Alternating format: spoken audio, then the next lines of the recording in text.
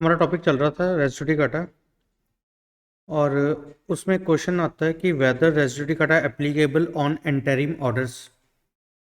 ठीक है, अब एंटरिम ऑर्डर्स क्या होंगे कि हो सकता है कि कोई सूट चल रहा हो और सूट में कोई प्रीलिमिनरी ऑब्जेक्शन जो है वो डिसाइड कर दी हो किसी इनिशियल स्टेज पे। कोई प्रीलिमिनरी कोई इशू था या कोई ऑब्जेक्शन थी जिसको डिसाइड कर दिया है और उसी सूट में भी फाइनली नहीं है, वो एंटरिम ऑर्डर है, एज ए एंटरिम ऑर्डर उसको डिसाइड किया है।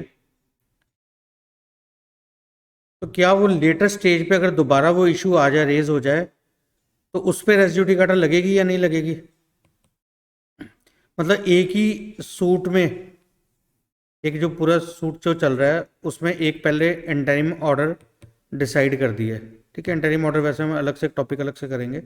एंटरिम ऑर्डर में कोई चीज़ डिसाइड कर दी है, तो अगर क्या उस इशू को दोबारा रेज किया जाए लेटर स्टेज पे, इशू सूट एक ही है, ठीक है, और पर इशू जो है वो अब दोबारा फिर रेज हो गया उसी एक ही में जो एक ही सूट है उसमें एक इशू पहले रेज हुआ था, वो डिसाइड हो गया, अब वो इशू दोबारा रेज हो गया है, तो क्या वो उस पर रेजिड्यूटी काटा लगेगी या नहीं लगेगी? ठीक है, जैसे सपोज कोई प्रीलिमिनरी किसी ने ऑब्जेक्शन ले ली है जो लैक ऑफ जुरिस्डिक्शन को लेके,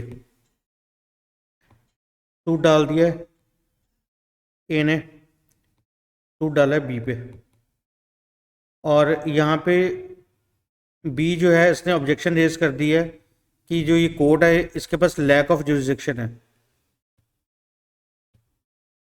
इस कोर्ट के पास लैक ऑफ जुरिस्डिक्शन है।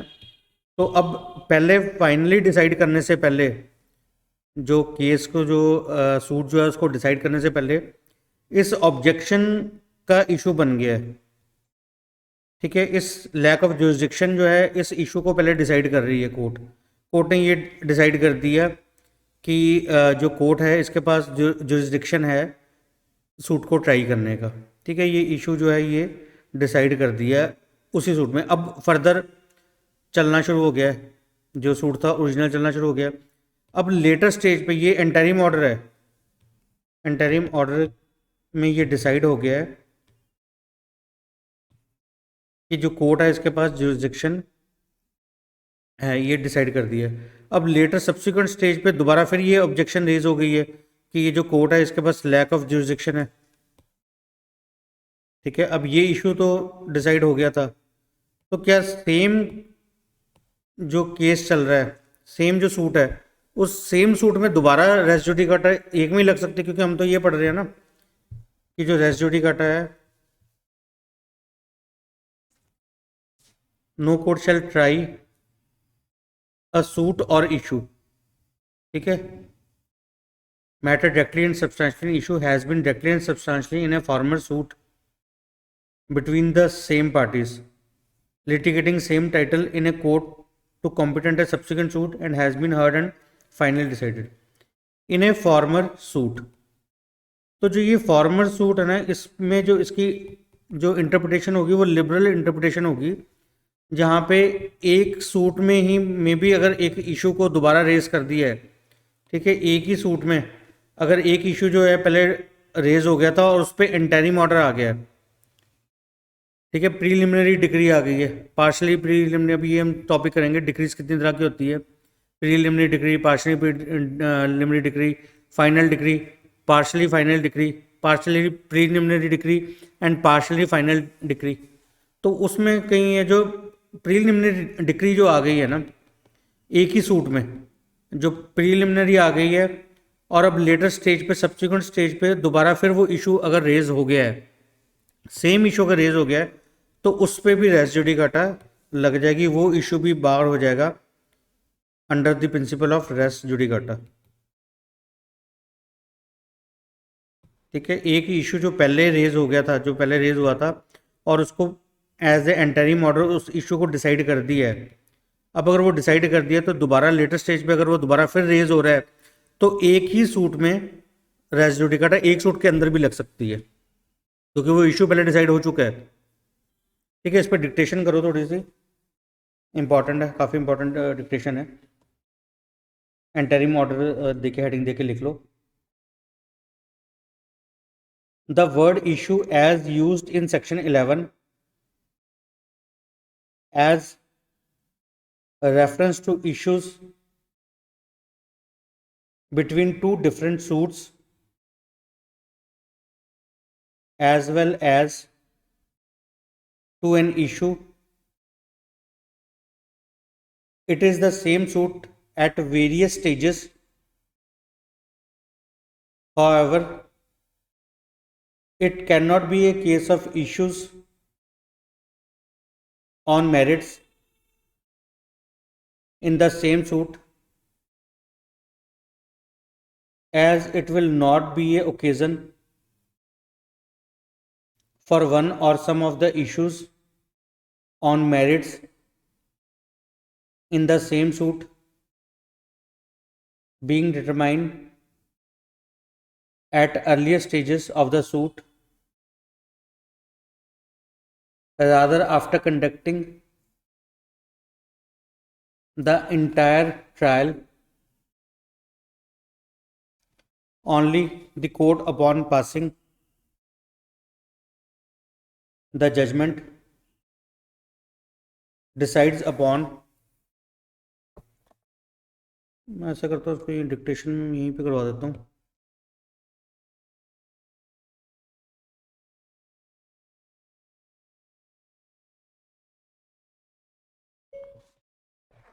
हेडिंग दे दो, interim order.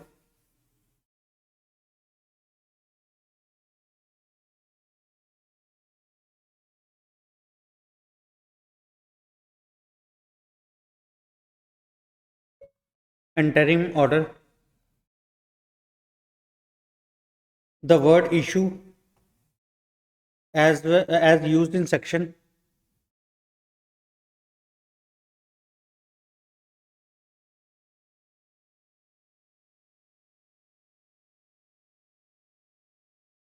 11 as reference to issues between two different suits as well as to an issue. It is the same suit at various stages.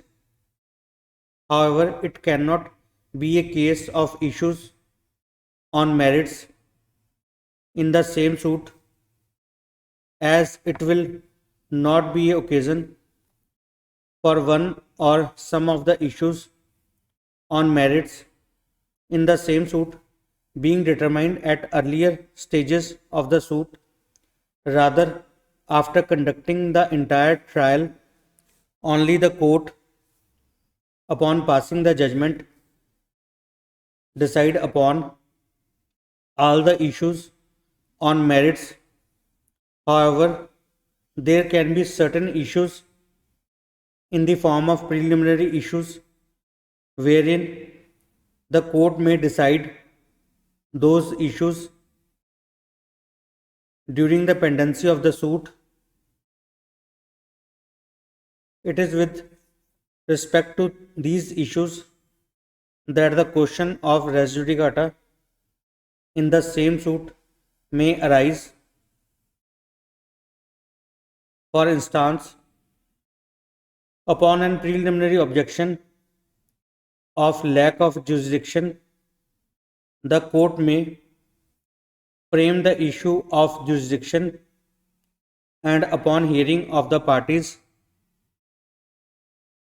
it may decide upon that issue finally. In such a case, if at the subsequent stages of the same suit the objection of jurisdiction is again raised, it will be hit by section 11 and res judicata would apply.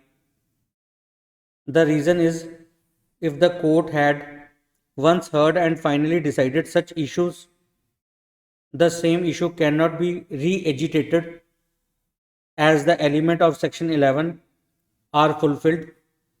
Therein issues like jurisdiction, limitation, impediment, joinder of parties are the same issues upon which res judicata in the same suit may apply. However, in order to apply res judicata in such issue, it would be essential that the facts on which the determination of issues is based are static, that is, the facts on which the same issue has to be determined subsequently will remain the same as they were at the time when earlier the issues was decided. An application for temporary injunction for execution is decided on the facts which existed at the time of application of heard, and if finding the facts would be insufficient, the court has dismissed the application. Then later on there may be a change of facts, and on that basis a fresh hearing of the application can be conducted.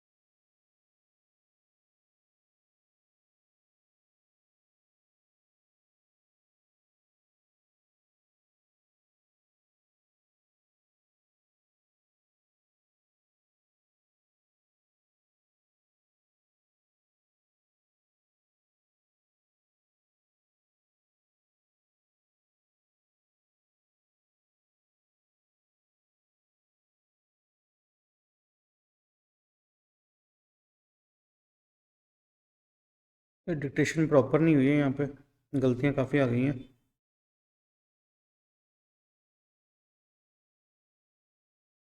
आप ये recording को दोबारा चला के देख लेना,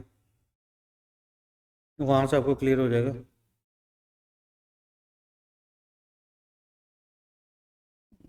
create भी नहीं हुआ है।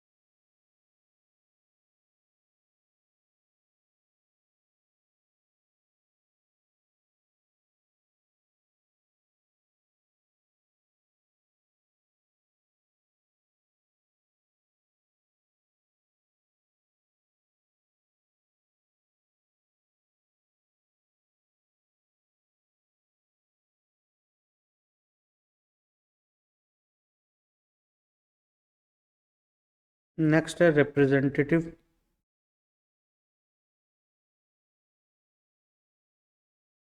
सूट जो होगा उस पर रेजिड्यू कट एप्लीकेबल होगा या नहीं होगा।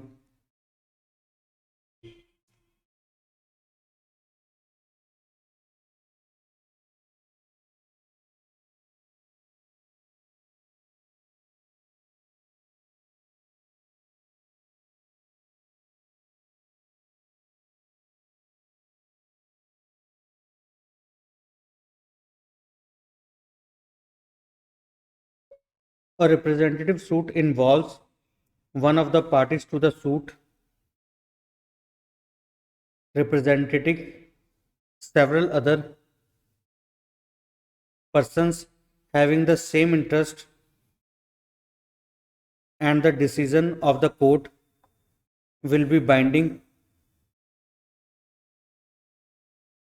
upon such other persons also accordingly, if either of those persons subsequently files a suit, it would be barred by res judicata.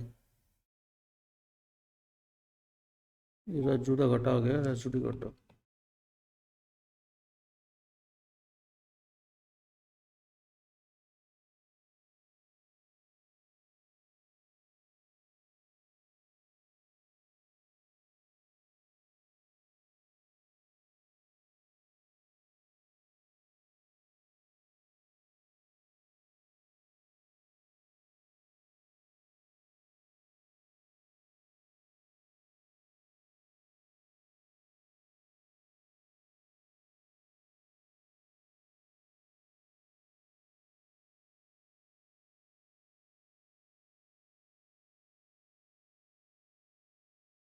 फिर नेक्स्ट है पब्लिक इंटरेस्ट लिटिगेशन, जो कि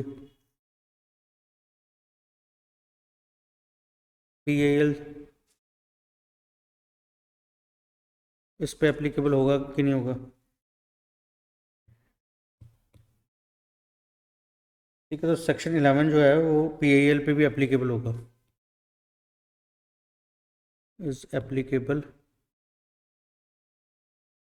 ऑन PAL.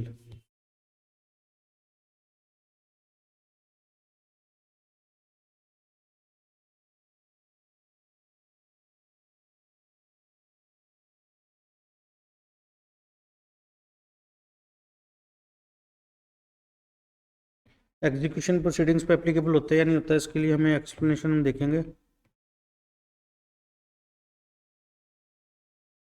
6 एंड 7 जो है ये इससे डील करती है.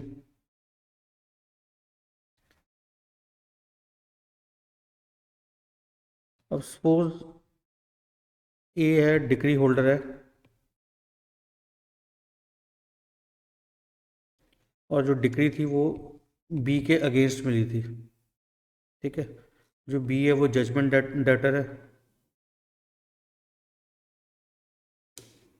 सूट डाला था कि ए ने बी पे डाला था कि मकान है, 3 फ्लोर है मकान के, 2 3 3 फ्लोर है इस मकान के, और इसके लिए इसने जो सूट जो डिक्री इसको मिली है वो ये ओनर प्लस पोजेशन, मतलब ओनरशिप और पोजेशन के लिए इसने ये डिग्री डाली थी और उसके फेवर में हो गई है.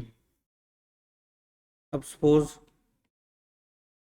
ए goes to file execution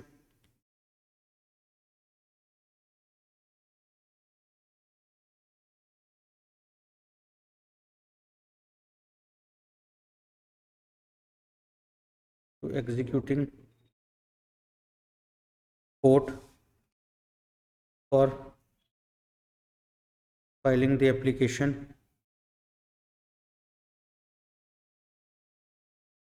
for execution. अब यहाँ पे बी जो है उसने रेज कर दी है ऑब्जेक्शन.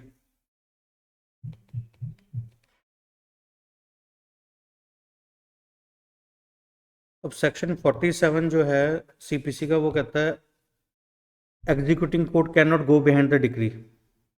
ठीक है ना, executing court can not go behind the decree, ये अपने आप में वैसे एक अलग से टॉपिक है, सेक्शन 47 में हम करेंगे, इसको डिटेल में करेंगे.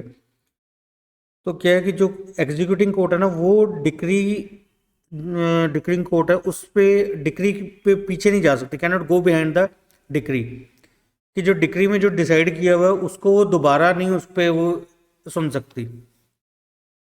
पर यहाँ पे एक चीज़ है कि एक थोड़ा डिफरेंस है कि जो एग्जीक्यूशन होता है वहाँ पे क्वेश्चंस फ्रेम होते हैं, एग्जीक्यूशन में इशू नहीं फ्रेम होते, issues are not framed, rather questions are framed. ठीक है, यहाँ पे क्वेश्चन फ्रेम होंगे कि जो मकान जो ए के फेवर में किया है, जो ए के फेवर में जो ये मकान आ गया है, क्या ये यही मकान है, ये एक्स प्रॉपर्टी है कि ये वाई प्रॉपर्टी तो नहीं है, इसको तो नहीं डिसाइड किया कोर्ट ने. ये क्वेश्चन फ्रेम होंगे, पर जो उसके जो मेरिट्स होंगे केस के, उस पर कुछ नहीं देखा जाएगा। और यहाँ पे जो है इसमें ए के पास राइट है कि वो सीधी जो है पहले फर्स्ट फ्लोर की ले ले, पोजेशन ले ले, फिर सेकंड का ले ले, फिर थर्ड का ले ले। ये ए की मर्जी है, ठीक है ना। हो सकता है कि उस केस में जो ए था, A vacates one floor from B and remaining are still in the possession of B, ठीक है। after some time A again files application for remaining floors. यहाँ पे है ए की मर्जी है, वो एक एक करके भी कर सकता है, सारे भी कर सकता है। अब यहाँ पे रेजिड्यू घटा नहीं लग जाएगी कि उसने पहले जो है एक फ्लोर फर्स्ट फ्लोर के लिए उसने अप्लाई किया था, अब सेकंड के लिए दूसरे फ्लोर के लिए रिमेनिंग फ्लोर के लिए अप्लाई कर रहा है, तो इस पर कोई रेजिड्यू घटा नहीं लगेगी, ठीक है। क्वेश्चन फ्रेम हो रहे हैं यहाँ पे, इस पर रेजिड्यू घटा नहीं लगेगी। पर वैसे जो है एग्जीक्यूशन प्रोसीडिंग जो है उस पर रेजिड्यू घटा लगती है। जो चीज़ पहले डिसाइड हो चुकी है, जो कोर्ट पहले जो डिक्री जिस कोर्ट ने डिसाइड की है, उसने अगर पहले एक बार डिसाइड कर दिया है तो दूसरी जो एग्जीक्यूशन कोर्ट है वो उस डिक्री को चैलेंज उस पर दोबारा नहीं सुन सकती उस चीज़ को कि ये गलत हो गया है। पहले ए ने ए के फेवर में डिक्री पास हो गई है, अब जब वो एग्जीक्यूशन के लिए गया है, ये पहले कोर्ट पे डिसाइड हो गया, अब वो एग्जीक्यूशन कोर्ट में दोबारा गया है, एग्जीक्यूटिंग कोर्ट में, वहाँ पे बी दोबारा रेज करके बैठ गया, दोबारा बी फिर कर रहा है कि ये जो डिक्री हुई थी ये गलत पास हुई है, इसमें ये मतलब इसमें जो डिसाइड किया वो कोर्ट ने गलत डिसाइड किया, डिसीजन गलत है। तो जो एग्जीक्यूटिंग कोर्ट है वो नहीं सुन सकती, ये सब इश्यूज नहीं सुन सकती दोबारा, ठीक है। इश्यूज नहीं सुन सकती वो दोबारा, जो इश्यूज जो पहले डिसाइड हो चुके हैं उन पर रेजिड्यू कार्ड लगेगी। रादर नए इशू भी फ्रेम नहीं होंगे, एग्जीक्यूशन कोर्ट में कभी भी इशू नहीं फ्रेम होंगे, वहाँ पे क्वेश्चंस फ्रेम होते हैं कि जो कोर्ट ने किया हुआ है, जो ऑर्डर पास किया था वो क्या ऑर्डर पास किया था। अगर उन्होंने कहा था कि उसको जो है ए को बी जो है पैसे इतने 1 लाख रुपए देगा विद इंटरेस्ट देगा और 15% इंटरेस्ट होगा, अब एग्जीक्यूटिंग कोर्ट ये डिसाइड करेगी कि वो कितने 15% के हिसाब से कितना अमाउंट बन चुका है, अब तक कितना अमाउंट बन गया है। तो ये सब चीज़ें जो है एग्जीक्यूटिव कोर्ट डिसाइड करेगी, पर इश्यूज नहीं डिसाइड होंगे, सिर्फ क्वेश्चंस फ्रेम होंगे एग्जीक्यूशन में और उन क्वेश्चंस को डिसाइड किया जाएगा, सिर्फ इश्यूज को नहीं डिसाइड किया जाएगा।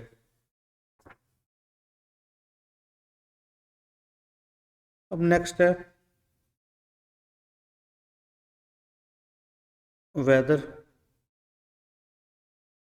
Race judicata applies on writs,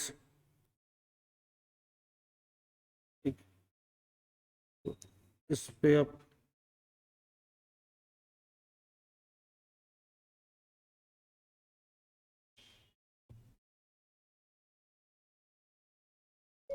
Section 11 as such directly will not apply on writs, but the broad principle of res judicata applies upon writs accepting the writ of habeas corpus. However, if the writ has been dismissed in limine, that is, at the first instance and without conducting any hearing, or if it has been dismissed after hearing but without the reasons recorded, or if it has been dismissed on the ground of laches, then res judicata will not apply. Similarly, if the suit has been dismissed on the ground of availability of alternative remedies, then also res judicata will not apply. If a writ has been withdrawn by the petitioner, then also res judicata will not apply.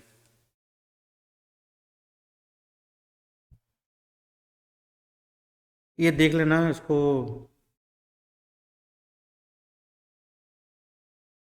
कोई इसमें गलतियाँ काफ़ी हो रही हैं dictation में जो हो रही है, तो इसको दोबारा सुन लेना। यहाँ पे जैसे राजू आ गया, Raju ticket legends, ground of latches आना है यहाँ पे।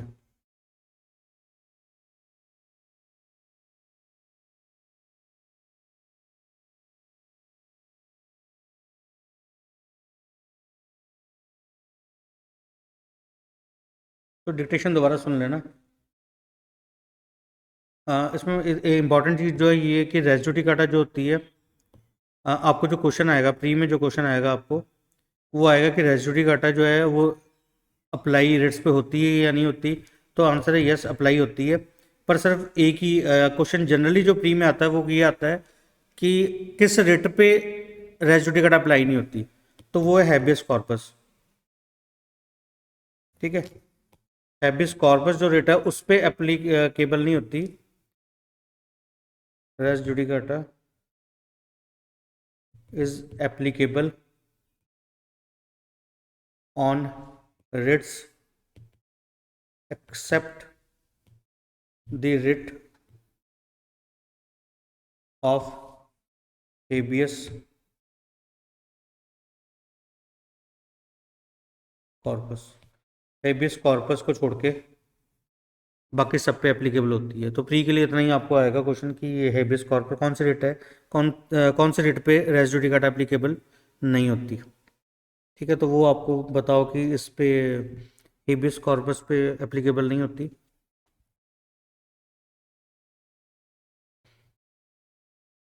फिर एक क्वेश्चन बनता है,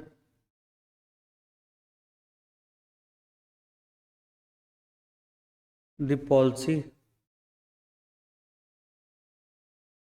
बिहाइंड रेस जुडिकाटा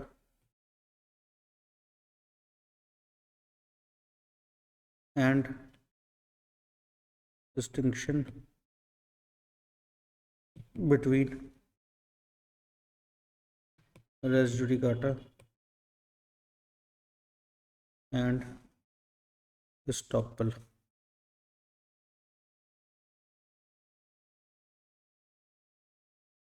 तो ये इस पे थोड़ा सा है, इम्पोर्टेंट है कि इनमें रेस जुडिकाटा और estoppel में क्या डिफरेंस है। जो रेस जुडिकाटा होता है इसमें होता है कि एक चीज़ को आप बार बार नहीं बोल सकते, सेम चीज़ को आप बार बार नहीं बोल सकते। ठीक है, रेस जुडिकाटा लग जाएगी, ये रेस जुडिकाटा। और estoppel जो होता है वो होता है कि आप कॉन्ट्रेरी फैक्टर नहीं बोल सकते। ठीक है, जो चीज़ आपने एक बार बोल दिया अब उसके उलट नहीं आप बोल सकते। मतलब estoppel में ये डिफरेंस है। जो रेजिड्यू काटा है ये है कि आप एक चीज़ को बार बार नहीं बोल सकते, और estoppel में मेन है कि आप एक चीज़ के अगेंस्ट दूसरी चीज़ दोबारा नहीं, एक चीज़ जो आपने पहले बोल दी है अब उसके आप कॉन्ट्रेरी फैक्टर नहीं बोल सकते। ठीक है, you can not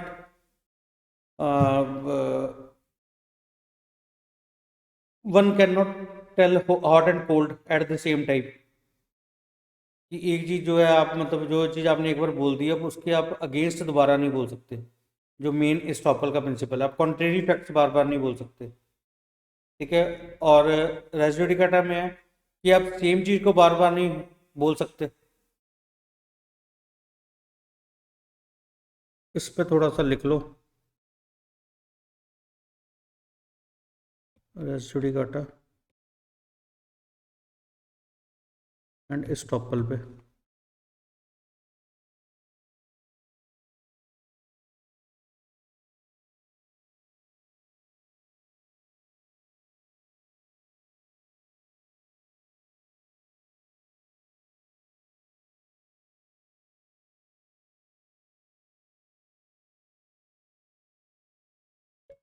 Res judicata basically is a situation wherein a suit or issue has been decided by the court, and either in the same suit, subsequent stage, or in a subsequent suit, the same issue or issues are again raised.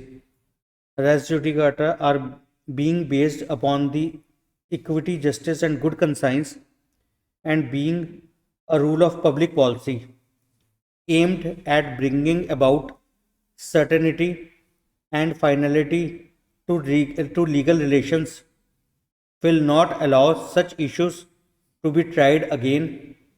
Res judicata will binding both the parties, and doctrine of mutuality and reciprocity will apply, as res judicata actually does not apply upon the parties directly. It rather hits upon the very competency of the court to try that particular suit or issues.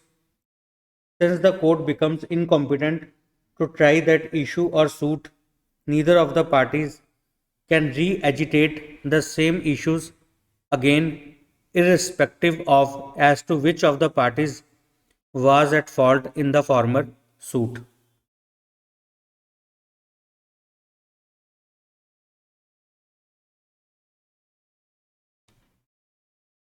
ये यहाँ पे काफ़ी गलतियाँ काफ़ी हो रही हैं, तो आप उसको जो सुन रहे हो उसको ध्यान में रख के करो। जैसे यहाँ पे रेजिड्यू का हटाना था, कॉमा वगैरह सब आप खुद लगा लेना इस पर।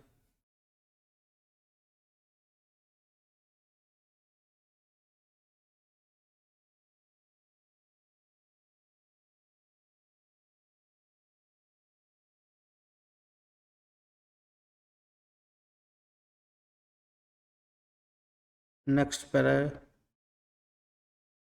इसी के साथ नेक्स्ट पैरा एक और लिख लो। Estoppel, on the other hand, is a rule of evidence as compared to res judicata, which is a rule of procedure. Estoppel is a circumstance wherein the party has made a promise or a representation to the other party, on the faith of which the other party has altered his position to his determinant. One such alteration of position on the faith of representation is proved. The party who made the representation cannot be allowed to retract or to make a contrary representation to the other party. That would be inequitable and unjust between the parties. Estoppel does not take away the competency of the court to try, rather, it merely binds the party not to retract or state contrary facts.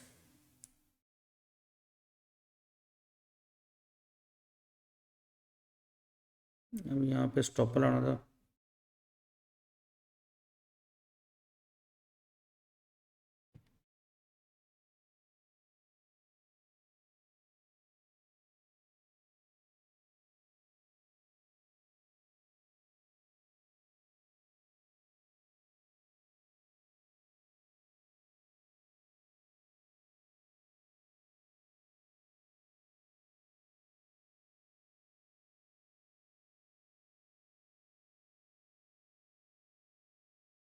In res judicata, the party are not allowed to say the same thing again and again, whereas in estoppel, the party is not allowed to state opposite things.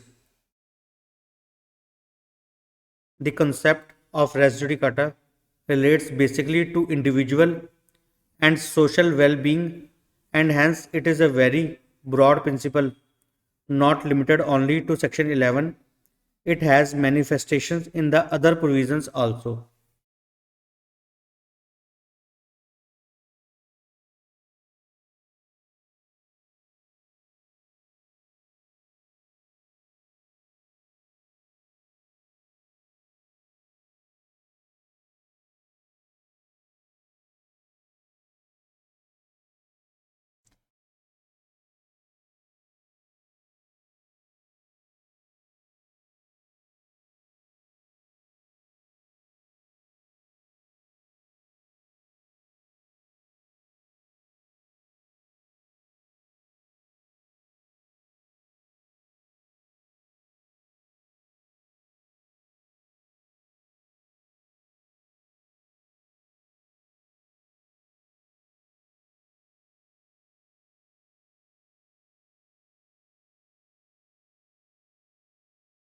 तो ये देख लेना आप इसको क्या यहाँ पे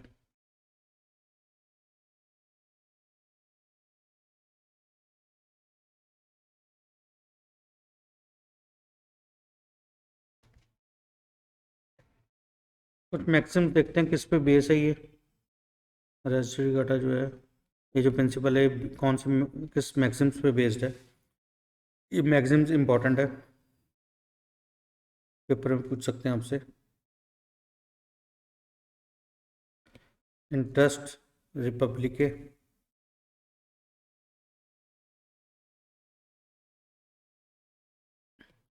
एक स्पेलिंग बहुत ज़्यादा इंपॉर्टेंट नहीं होती है मैक्सिम्स में, तो अगर कोई वर्ड वगैरह आगे पीछे भी हो जाए तो उसके लिए कुछ ज़्यादा टेंशन लेने की ज़रूरत नहीं है। इंटरेस्ट रिपब्लिक उटसिट फिनिस लिथियम, इसका मतलब है it is in the interest of the state that litigation shall be brought to an end। ठीक है, it is in the interest of the state that litigation shall be brought to an end, कि litigation का end हो। फिर second है एक्सेप्शियो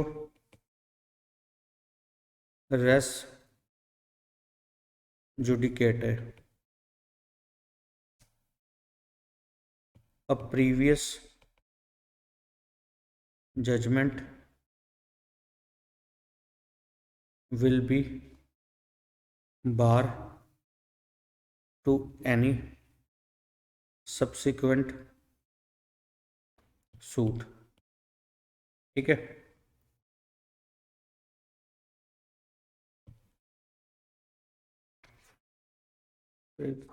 लिख लो Nemo debit बिस विक्सारी pro una et etadam causa, no person shall be vexed twice for the same cause। ठीक है, 2 बार सजा नहीं किसी को मिलेगी। फिर एक और है रेस जुडिकाटा प्रो वेरिटे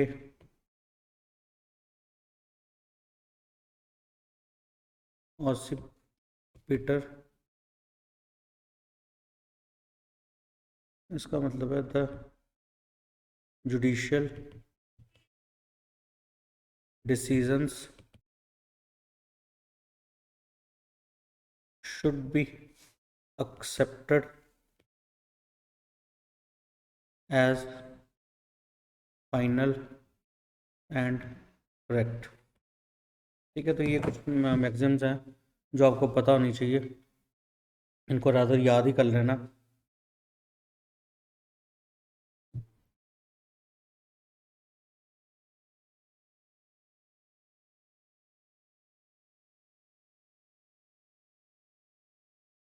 एक और लिख लो कंस्ट्रक्टिव रेसिड्यू कटा, वैसे मैं आपको करा चुका हूँ, इनकंसिस्टेंट प्लीडिंग भी करा चुका हूँ मैं, वैसे ये तो हो चुका है हमारा। एक बार सेक्शन की बे रीडिंग कर लेते हैं हम।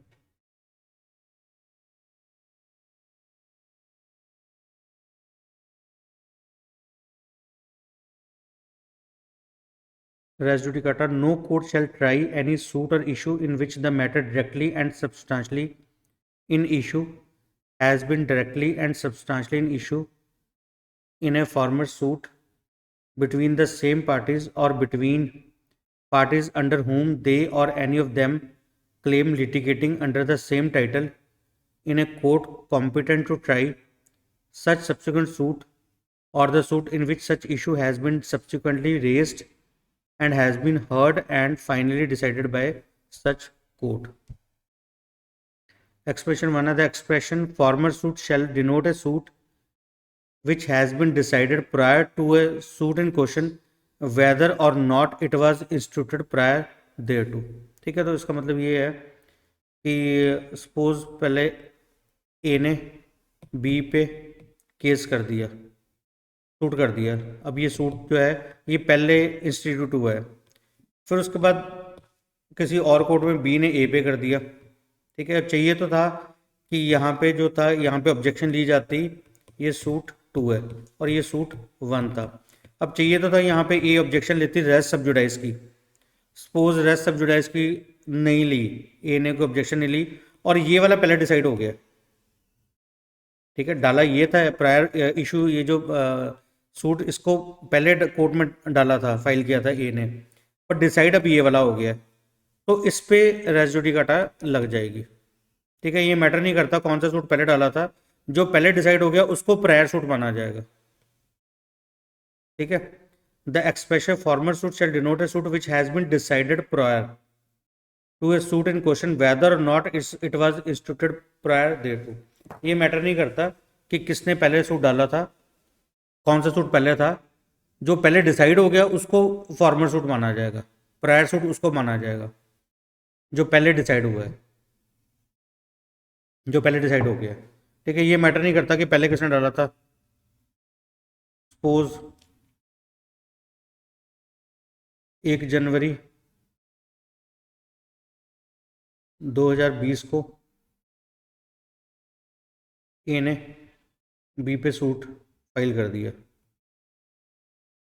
और 1 फरवरी 2020 को बी ने ए पे कर दिया सूट। ये सूट 1 है और सूट 2 है। अब चाहिए था यहाँ पे ए ऑब्जेक्शन रेज करता रेस जुडिकाटा की, पर उसने रेज ऑब्जेक्शन नहीं की और ये जो था ये डिसाइड फर्स्ट, ये पहले डिसाइड हो गया। ठीक है, तो अब यहाँ पे जो है इसको प्रायर सूट माना जाएगा। ठीक है, और इसको जो है ये बाद में माना जाएगा, इसको प्रायर, ये पहले डिसाइड हो गया है, इसको माना जाएगा फॉर्मर सूट। ठीक है,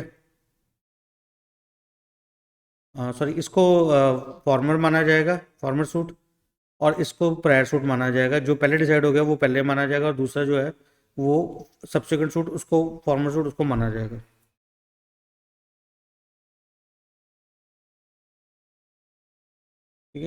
डेट ऑफ इंस्टीट्यूशन जो है वो मैटर नहीं करती।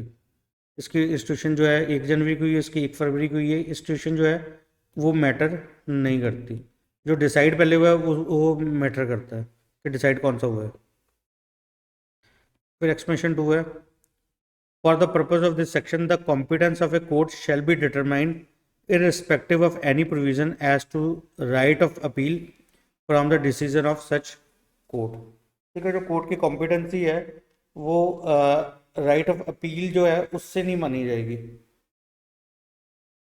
ठीक है, जो मतलब जो कॉम्पिटेंसी ऑफ कोर्ट है वो ये देखा जाएगा कि उस सब्जेक्ट मैटर को लेके और उसकी जो उसकी जो मतलब जो उसकी सब्जेक्ट मैटर जुरिडिक्शन देखी जाएगी उस पे ये मैटर करता है, कौन सी कोर्ट की कॉम्पिटेंसी वहाँ से डिटरमाइन की जाएगी।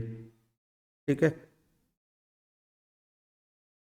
नेक्स्ट है expression third, the matter above refer to must in the former suit have been alleged by one party and either denied or admitted expressly or impliedly by the other. ठीक है, either denied or admitted, मतलब वही जो हम कह रहे थे कि मैटर इन इशू क्या होंगे, जो मेन इशू को प्रूव या डिसप्रूव करने के लिए। ठीक है, वो इम्पॉर्टेंट है, जो चीज़ इशू जो मेन फैक्ट है उसको प्रूव या डिसप्रूव करने के लिए, प्रूव या डिसप्रूव करने के लिए ज़रूरी है। ठीक है, उसको वो माने जाएंगे। ठीक है, एक्सप्लेनेशन 4 है, any matter which might and ought to have been made ground of defence or attack in such former suit shall be deemed to have been a matter directly and substantial issue in such suit। ठीक है, तो ये constructive res judicata की बात कर रहा है, expression for constructive res judicata, कि जो इशू इंपॉर्टेंट था उसको प्रूव या डिसप्रूव करने के लिए आपने उसको रेज किया या नहीं किया। अगर तो रेज कर दिया तो रेस जुडिकाटा लग जाएगी, और अगर रेज नहीं किया जो करना चाहिए था तो कंस्ट्रक्टिव रेस जुडिकाटा लग जाएगी। एक्सप्रेशन 5 है, any relief claimed in the plaint which is not expressly granted by the decree shall for the purpose of this section be deem to have been refused. ठीक है, मतलब जो भी होगा, अगर कोई रिलीफ जो है कोर्ट ने नहीं दिया उस पर साइलेंट है, एक पे तो कोर्ट ने जो रिलीफ है उसको डिनाई कर दिया है, ठीक है, और एक को उसने अलाउ कर दिया है,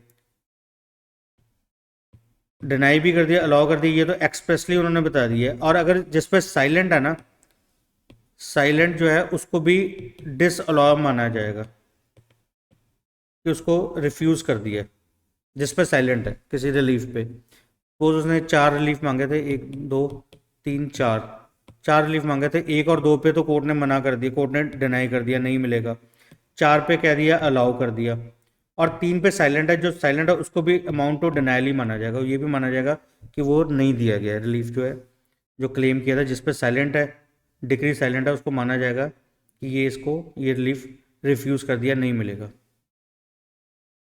एक्सप्रेशन 6 है, where persons litigate bona fide in respect of public right or of a private right claimed in common for themselves and others, all persons interested in such right shall for the purpose of this section be deemed to claim under the persons so litigating। ठीक है, ये representative suit की बात कर रहे हैं, 6 और 7 जो है ये रिप्रेजेंटेटिव सूट की बात कर रहा है कि अगर जो कॉमन कॉज ऑफ एक्शन था, कॉमन जो था रिलीफ था लोगों का, अगर उसमें से सपोज 10 लोगों के लिए रिलीफ था, उसमें से 2 ने कर दिया और इनको जो है 3 4 और 5 ने नहीं किया, 1 और 2 ने कर दिया, ठीक है। सपोज को जो रिलीफ था वो काफ़ी सारे लोगों का अलग अलग था, उसमें से कुछ बंदों ने उसके लिए सूट डाल दिया, तो जो डिसीजन आ जाएगा बाकी दोबारा नहीं उस पर डाल सकते, उन पर भी रेजिडेंटी कार्ड लग जाएगी। जो इशू जो पहले कोर्ट ने डिसाइड कर दिया है, ऑन मेरिट्स डिसाइड कर दिया है जो इशू कुछ लोगों के लिए, तो वो माना जाएगा रिप्रेजेंटेटिव सूट में वो बाकियों ने भी अप्लाई कर दिया है, बाकियों के लिए भी वो डिसीजन जो होगा बाइंडिंग होगा। The provision of this section shall apply to proceeding for the execution of a decree, and references in this section to any suit, issue or former suit shall be construed as references respectively to a proceeding for the execution of the decree, question arising in such proceeding and former proceeding for the execution of that decree। तो ये भी execution court की बात कर रहा है कि जो एग्जीक्यूशन कोर्ट है उसमें भी कोई नया इशू जो है वो नहीं रेज होगा जो पहले डिसाइड हो चुका है, रादर जो एग्जीक्यूटिंग कोर्ट होगी वो क्वेश्चन फ्रेम करेगी और उन क्वेश्चन को डिसाइड करेगी। जो इश्यूज हैं वो जो पहले सूट है उसमें जो इशू जो डिसाइड हो चुके हैं सूट में, वो एग्जीक्यूशन कोर्ट में उसके पास पावर नहीं है कि उन इश्यूज को दोबारा उनको सुना जाए। तो एक्सप्लेनेशन 8 है, an issue heard and find decided by court of limited jurisdiction competent to decide such issue shall operate as res judicata in subsequent suit, notwithstanding that such court of limited jurisdiction was not competent to try such subsequent suit or the suit in which such issue has been subsequently raised। ये 8 वाला important है, ठीक है, ये थोड़ा सा important है, इस पर क्वेश्चन आ चुका है, मेंस के लिए इंपॉर्टेंट है। एक्सप्लेनेशन 8 जो है लिमिटेड जुरिसडिक्शन की बात कर रहे हैं कि कोई सूट जो है ए ने बी पे सूट डाल दिया, पर ये कोर्ट जो थी ये लिमिटेड जुरिसडिक्शन की कोर्ट थी, और ये जो है ये सिर्फ पूरे सूट को डिसाइड नहीं करती, पर कोई इशू जो इसमें इशू रेज हुए थे, अगर वो लिमिटेड जुरिसडिक्शन की कोर्ट में वो जो इशू जो थे अगर उसको डिसाइड कर सकती है कोर्ट, उस इशू को डिसाइड कर सकती है, और वो फिर दोबारा बी ने ए पे नॉर्मल कोर्ट पे कर दिया। लिमिटेड जुरिसडिक्शन है जो किसी एक सब्जेक्ट मैटर को ही, किसी पर्टिकुलर सब्जेक्ट मैटर को ही सुन सकती है, और बी ने ए पे कोई और किसी नॉर्मल कोर्ट में बाद में किसी और चीज को लेके केस कर दिया, ये कोई सूट कोई डिफरेंट सूट था, ये कोई सूट डिफरेंट है, पर इसमें जो इशू रेज हुआ था उस इशू को डिसाइड करने के लिए कॉम्पिटेंट थी कोर्ट, ठीक है। मतलब कोर्ट लिमिटेड जुरिस्डिक्शन की थी, ये सिर्फ कुछ पर्टिकुलर कुछ सब्जेक्ट मैटर को डिसाइड कर सकती थी, पर उस सब्जेक्ट मैटर को सूट को डिसाइड करने के लिए जो इशू फ्रेम हुए थे उस इशू को उसने डिसाइड कर दिया है, और सेम इशू किसी और नॉर्मल कोर्ट में आ गए, सेम इशू आ गए हैं जो पहले हर्ड और डिसाइड हो चुके हैं, तो उन पे भी जो है उन पे भी रेस जुडिकाटा लग जाएगी। ठीक है, उस अगर उस इशू को डिसाइड करने के लिए जो कोर्ट थी वो कैपेबल थी उसको डिसाइड करने के लिए, और वो इशू सेम अगर किसी और सूट में भी अगर रेज हो गए हैं, तो वहाँ पे जो डिसाइड करेगी कोर्ट, जो उसका जो पहला वाला सूट जो है उसको सफिशेंट माना जाएगा कि उस कोर्ट को उस जो इशू को जो पहले डिसाइड कर चुकी है लिमिटेड जुरिस्डिक्शन वाली कोर्ट, अब उसको उस पर दोबारा रेस जुडिकाटा लग जाएगा, नॉर्मल कोर्ट में भी लग जाएगा। बेशक जो यहाँ पे जो है इसको इसके लिए सफिशेंट नहीं है, जो सूट 2 है इसको डिसाइड करने के लिए लिमिटेड जुरिस्डिक्शन वाली कोर्ट जो है इस सूट को डिसाइड नहीं कर सकती, जो सेकंड सूट है उसको डिसाइड नहीं कर सकती, पर जो लिमिटेड जुरिस्डिक्शन में जो डिसाइड हुए थे, जो इशू जो थे जो इसमें सेम है, कॉमन इश्यूज है, उसको अगर लिमिटेड जुरिस्डिक्शन वाली कोर्ट ने अगर डिसाइड कर दिया है उन इश्यूज को, तो वो इश्यूज दोबारा जो है उस पर भी रेस जुडिकाटा लग जाएगी। बेशक वो पूरे सूट को डिसाइड करने के लिए कैपेबल नहीं है, पर जो इसमें जो लिमिटेड जुरिस्डिक्शन में जो सूट था उसमें जो इशू रेज हुए थे वो सेम है, दोनों में कॉमन है, तो उनको डिसाइड करने के लिए कॉम्पिटेंट थी, तो वो जो इशू दोबारा रेज हो गए किसी और सूट में, तो उसके लिए भी वो कैपेबल होगी। ये दोबारा पढ़ लेते हैं। An issue heard and finally decided by court of limited jurisdiction competent to decide such issue, मतलब जो हर्ड एंड फाइनली डिसाइड हो गए इशू जिसके लिए वो कॉम्पिटेंट थी, कोर्ट लिमिटेड जुरिस्डिक्शन वाली कॉम्पिटेंट थी उनको डिसाइड करने के लिए इशू को, तो shall operate as res judicata in a subsequent suit notwithstanding. ठीक है, बेशक that such court of limited jurisdiction, वो वाली जो लिमिटेड कोर्ट जुरिस्डिक्शन वाली थी, was not competent to try subsequent suit, अब इस सूट को डिसाइड करने के लिए वो कॉम्पिटेंट नहीं है, पर इशू जो थे वो डिसाइड करने के लिए कॉम्पिटेंट थी। Such subsequent suit or the suit in which such issue has been subsequently raised, उनमें जो रेज हुए थे उनको डिसाइड करने के लिए कॉम्पिटेंट थी, तो वो माना जाएगा कि उसने वो भी डिसाइड हो गए हैं। ठीक है, कुछ पूछना तो यहाँ देख लो।